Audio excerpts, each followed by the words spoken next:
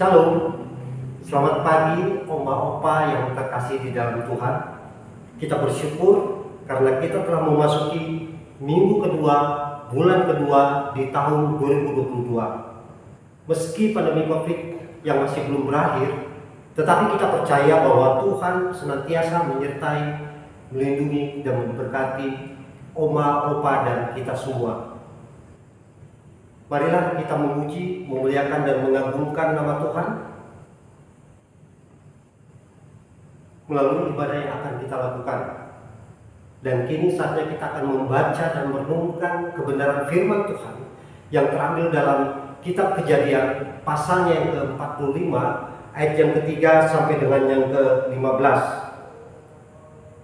Namun sebelumnya mari kita berdoa. Selamat pagi Bapa kami yang di surga. Kembali kami umat-Mu datang kepadamu untuk mengucap syukur melalui Tuhan kami Yesus Kristus. Kami bersyukur karena Engkau telah menghadirkan kami di rumah-Mu yang kudus. Dan sebentar kami akan membaca dan merenungkan sebagian daripada firman-Mu. Kiranya Tuhan juga yang membuka hati dan pikiran kami, agar kami dapat dimampukan untuk mengerti, memahami setiap kebenaran firman yang akan kami dengar. Kiranya Tuhan juga yang memakai dan mengurapi hamba-Mu dengan kuasa Roh Kudus-Mu ya Tuhan, agar setiap kebenaran firman yang disampaikan itu semua berasal daripada-Mu. Bersabdalah ya Bapa, karena kami telah sedia untuk mendengar. Dalam nama Tuhan kami Yesus Kristus, firman yang hidup, kami berdoa kepada Bapa di surga. Amin. Kitab Kejadian 45 ayat yang ketiga sampai dengan yang ke-15, sabda firman Tuhan disampaikan demikian. Dan Yusuf berkata kepada saudara-saudaranya, "Akulah Yusuf, masih hidupkah Bapak?" Tetapi saudara-saudaranya tidak dapat menjawabnya, sebab mereka takut dan gemetar menghadapi dia. Lalu kata Yusuf kepada saudara-saudaranya itu, "Marilah dekat-dekat." Maka mendekatlah mereka. Katanya lagi, "Akulah Yusuf, saudaramu, yang kamu jual ke Mesir. Tetapi sekarang janganlah bersusah hati dan janganlah menyesali diri, karena kamu menjual aku ke sini, sebab untuk memelihara kehidupanlah. Allah menyuruh aku mendahului kamu, karena telah 2 tahun ada kelaparan dalam negeri ini, dan selama 5 tahun lagi orang tidak akan membajak atau menuai. Maka Allah telah menyuruh aku mendahului kamu untuk menjamin kelanjutan keturunanmu di bumi ini, dan untuk memelihara hidupmu sehingga sebagian besar daripadamu tertolong. Jadi bukan kamu yang menyuruh aku ke sini, tetapi Allah. Dialah yang telah menempatkan aku sebagai bapa bagi Firaun dan tuan atas seluruh istananya, dan sebagian kuasa atas seluruh tanah Mesir. Segeralah kamu kembali kepada bapa dan katakanlah kepadanya, beginilah kata Yusuf, anakmu, Allah telah menempatkan aku sebagai tuan atas seluruh Mesir. Datanglah mendapatkan aku, janganlah tunggu-tunggu. Engkau akan tinggal di tanah Goshen dan akan dekat kepadaku. Engkau serta anak dan cucumu, kambing domba dan lembu sapimu akan, dan segala milikmu. Di sanalah aku memelihara engkau, sebab kelaparan ini masih ada 5 tahun lagi, supaya engkau jangan jatuh miskin bersama seisi rumahmu dan semua orang yang ikut serta dengan engkau. Dan kamu telah melihat dengan mata sendiri, dan saudaraku Benyamin juga, bahwa mulutku sendiri mengatakannya kepadamu. Sebab itu ceritakanlah kepada Bapa segala kemuliaanku di negeri Mesir ini, dan segala yang telah kamu lihat, kemudian segeralah bawa Bapa kemari." Lalu dipeluknyalah leher Benyamin adiknya itu, dan menangislah ia, dan menangis pula Benyamin pada bahu Yusuf. Yusuf mencium semua saudaranya itu dengan mesra, dan ia menangis sambil memeluk mereka. Sesudah itu barulah saudara-saudaranya bercakap-cakap dengan dia. Demikianlah firman Tuhan. Berbahagialah ialah setiap orang yang mendengar memelihara serta melakukannya di dalam kehidupannya hari lepas hari. Terpujilah nama Tuhan. Opa bahwa tema renungan kita yang diberikan Majelis Sinode untuk kita semua pada kesempatan pagi hari ini yaitu pengampunan yang sungguh. Opa, tentunya kita pernah mengalami bahwa dalam perjalanan hidup terkadang dilingkupi dengan berbagai permasalahan. Tentunya kita semua pasti pernah mengalaminya. Tetapi kita percaya bahwa dalam segala perkara Tuhan turut bekerja untuk mendatangkan kebaikan di dalam setiap permasalahan yang kita hadapi. Hari ini kita bisa belajar dari kisah Yusuf yang sungguh luar biasa. Seorang muda yang harus mengalami penderitaan, mengalami perlakuan yang tidak adil dalam hidupnya, baik itu dari saudara-saudaranya, teman, maupun dari majikannya. Nah, melalui proses perjalanan hidup yang begitu panjang, tentunya dirasakan sangat menyakitkan dan diwarnai dengan lika-liku kehidupan. Opa, ternyata tentunya secara manusiawi dapat menjadi alasan bagi Yusuf untuk kecewa, untuk marah, untuk benci, untuk dendam dan menyimpan akar pahit. Tetapi Yusuf memiliki karakter yang begitu mulia untuk tetap mampu memberikan pengampunan kepada saudara-saudaranya dan tidak menyimpan sedikit pun dendam terhadap mereka, meski telah mengalami perlakuan yang tidak adil dari saudara-saudaranya yang menyebabkan hidupnya menderita. Tetapi Yusuf masih bisa mengucap syukur dan mengambil sisi positif dari setiap peristiwa yang ada. Sebagaimana firman Tuhan yang terambil dari kitab Kejadian 45 ayat yang ke-7 sampai dengan yang ke-8, saya akan membacakannya kembali. Allah telah menyuruh aku mendahului kamu untuk menjamin kelanjutan keturunanmu di bumi ini dan untuk memelihara hidupmu, sehingga sebagian besar daripadamu tertolong. Jadi bukanlah kamu yang menyuruh aku ke sini, tetapi Allah. Dialah yang telah menempatkan aku sebagai bapa bagi Firaun dan tuan atas seluruh istananya dan sebagai kuasa atas seluruh tanah Mesir.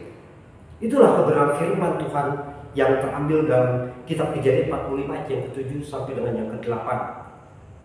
Opa yang terkasih di dalam Tuhan, Yusuf sangat percaya bahwa Tuhan turut bekerja dalam segala perkara dan pasti sanggup untuk mengubah situasi dan kondisi seburuk apapun, sehingga dapat menjadi penuh pengharapan. Sebagaimana firman Tuhan yang terambil dalam kitab Roma pasal yang ke-8 ayat yang ke-28, firman-Nya berkata demikian. Kita tahu sekarang bahwa Allah turut bekerja dalam segala sesuatu untuk mendatangkan kebaikan bagi mereka yang mengasihi Dia, yaitu bagi mereka yang terpanggil sesuai dengan rencana Allah. Opa yang terkasih di dalam Tuhan, di sini Tuhan bisa saja bertindak untuk mencegah Yusuf agar tidak masuk dalam penjara, karena Dia adalah pemegang kendali kehidupan kita. Namun Tuhan punya maksud baik di balik semuanya itu. Sebagaimana firman Tuhan yang terambil dalam kitab Mazmur pasalnya ke-105 yang ke-16 sampai dengan yang ke-21, firman-Nya berkata demikian. Ketika Ia mendatangkan kelaparan ke atas negeri itu dan menghancurkan seluruh persediaan makanan, diutusnyalah seorang mendahului mereka. Yusuf yang dijual menjadi budak, mereka mengimpit kakinya dengan belenggu, lehernya masuk ke dalam besi, sampai saat firman-Nya sudah genap dan janji Tuhan membenarkannya. Raja menyuruh melepaskannya, penguasa bangsa-bangsa membebaskannya. Dijadikan dia tuan atas istananya dan kuasa atas segala harta kepunyaannya. Itulah kebenaran firman Tuhan yang terambil dalam kitab Mazmur pasal yang ke-105 ayat yang ke-16 sampai dengan yang ke-21. Opa yang terkasih di dalam Tuhan, ini menunjukkan bahwa rencana Tuhan bagi kita meliputi segala yang terjadi di dalam kehidupan kita, termasuk di dalamnya apakah itu kesesakan, krisis, penderitaan, sakit penyakit dan sebagainya. Tetapi semuanya itu merupakan bagian dari proses menuju kepada rencana Tuhan.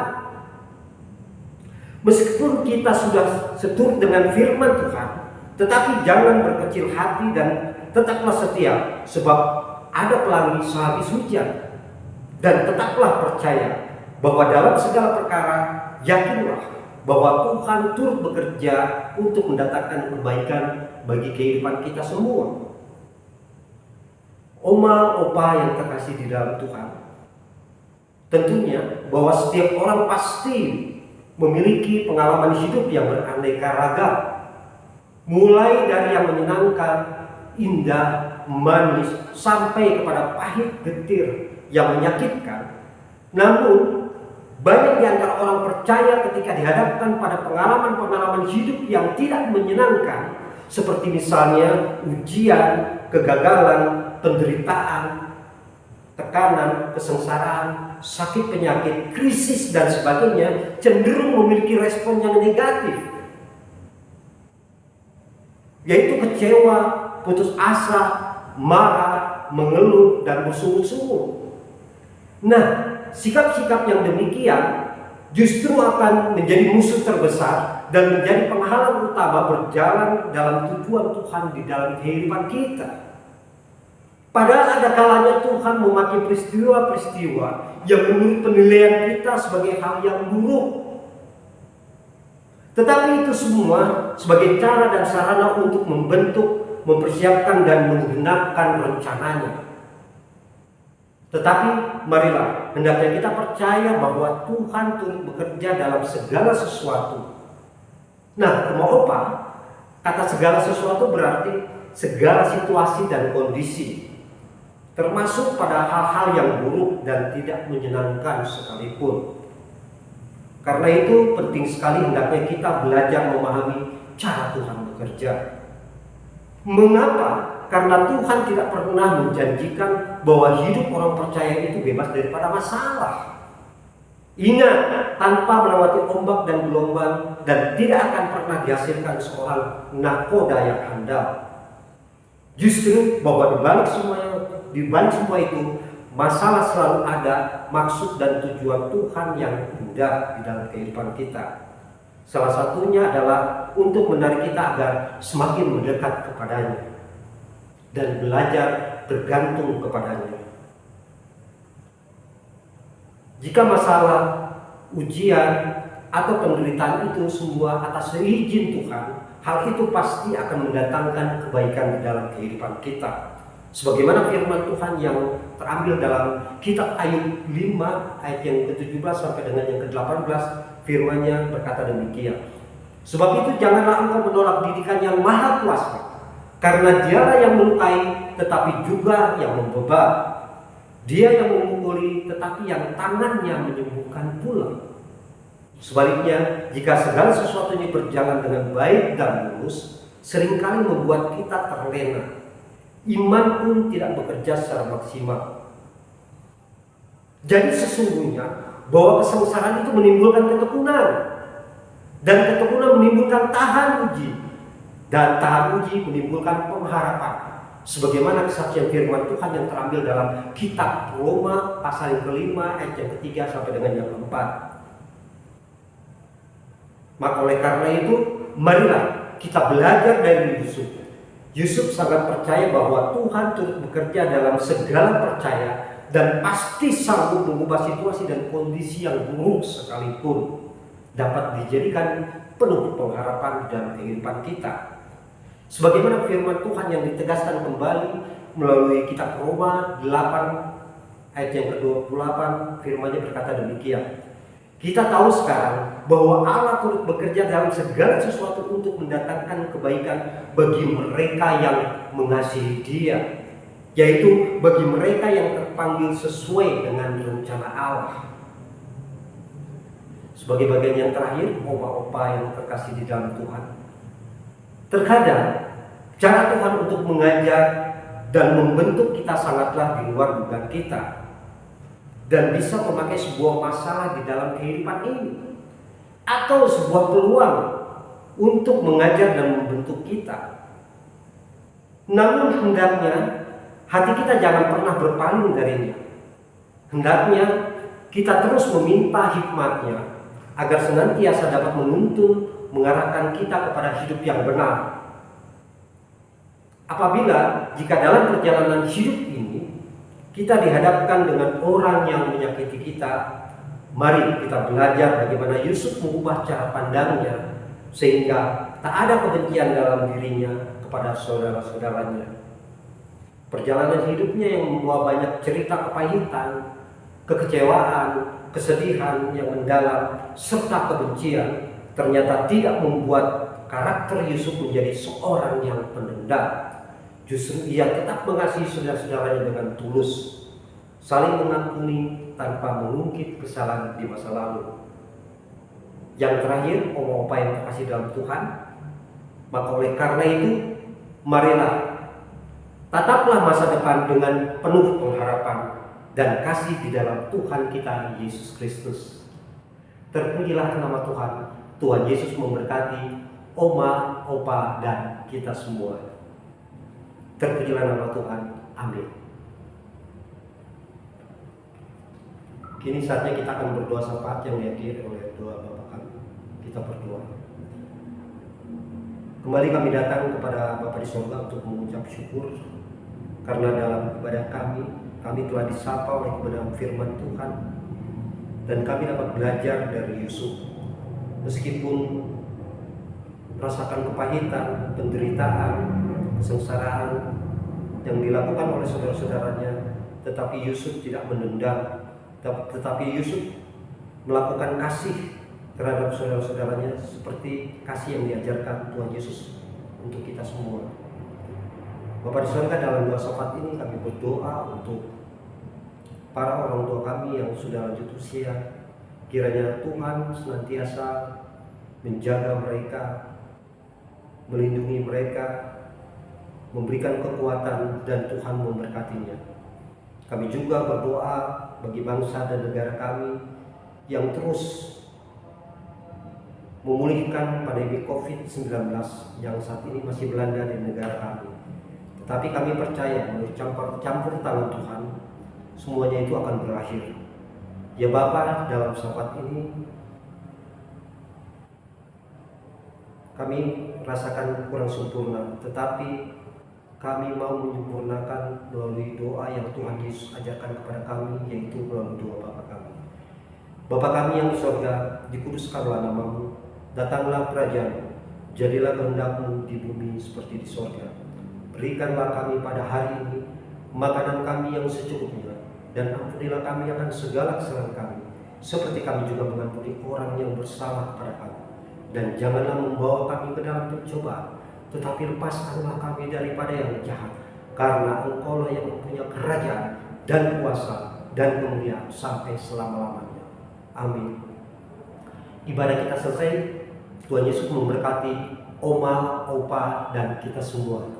Haleluya.